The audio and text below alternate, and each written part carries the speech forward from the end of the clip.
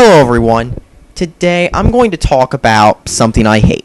Overly pretentious games that try to convey some hidden message but just end up falling short and feeling pretentious. Such is the case with Ico.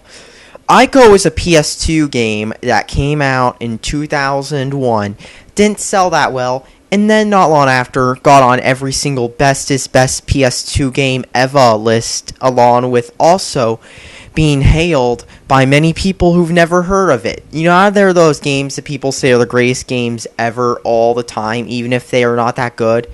This is one of them, and hate to say it, but it's not that good. Because after all, if it really was that good, then why did it only sell about 200,000 to 300,000 copies in the US? If it was really that good, then why did it sell that much? First thing you'll notice? Well, the box art is bad. It looks like those box arts you see on those low budget games. You've got some dude carrying a stick with his, with this weird facial expression and shit. I don't even know. And yeah, this is a PS2 game, but the cover art looks bad. But anyways, since cover art doesn't just talk about the game, let's talk about the game itself. Now, I've seen many people say, graphics don't matter. Well, they do in a way, because nobody wants to play stupid, bland, retro 8-bit game for the 4 millionth time, unless you're the kind of audience who eats them up every week.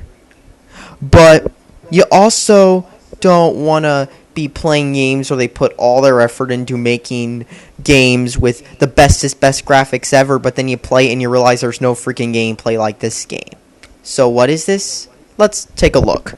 So basically, you start the game, and then apparently you see some long-ass intro with some boy on some horse getting carried somewhere. And then when you start the game, you get suffered with the longest intro I've seen for a while. You can skip it, but it will make as much sense if you skip or don't skip it, because that's basically what the whole thing is. And basically, the whole story is about some kid getting thrown out of his village to be sacrificed and then find himself in this stupid castle. The graphics were good for a 2001 game. And that's about the only thing I can say good about this game, because the rest of it comes off as extremely pretentious. So, first off, you got the graphics, which are about 3 effects spammed: HDR, lens flare, and bloom. They're basically the same thing technically. Well, not really, but they seem to be, because that's all you'll ever see from this game. Those 3 main effects being spammed over and over again. So while this was impressive for 2001, now it's 2012, and this game just doesn't hold up.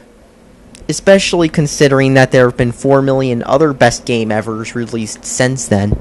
So yeah, once you start the game, you have to suffer one of the most boring intros ever. Basically, I'm skipping to a random part of it, but basically, it's this kid getting thrown in somewhere, and yeah, that's basically all this cutscene really is, but it lasts like 5 or 6 minutes, and it's boring, so I'm just gonna skip it. But that's apparently the plot of this game. There's not much, because the rest of the game is you carrying some white girl through this stupid castle thing. I'm serious, that's all this game really is. And the sounds kind of bland, just random sounds, and yeah. So after a ton of the most boring and bland cutscenes you'll ever see, you get thrown in. The good part about this game is that, like the graphics, there's low times. The bad part? Everything else. You see, instead of adopting conventional controls, the people who made Ico thought, since they're going to label this as a game that's so much different than anything else, they could get away with doing whatever they want. So you've got this stupid-ass camera, which you have to use the other analog stick to move, and it's awkward as fuck. And basically, there's a zoom button, but That's all you do. You can free look, but you don't free look from your character's perspective. You look from a distant perspective. And so you've got these laggy-ass jump controls where he moon jumps every single time. He takes a while to do shit like come up. And of course, he just runs around trying to get some white girl through the freaking thing. And that's all the game really is. You escorting some girl you don't even know, trying to find your way out of a castle. That's all the game really is. If you find running through a blank castle fun, you'll love this game. If you're a normal person, you'll be like, what is this crap? This is overrated. Because that's what this is.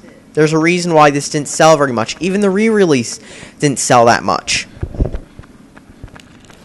The game also assumes you have your manual because a lot of it doesn't make sense.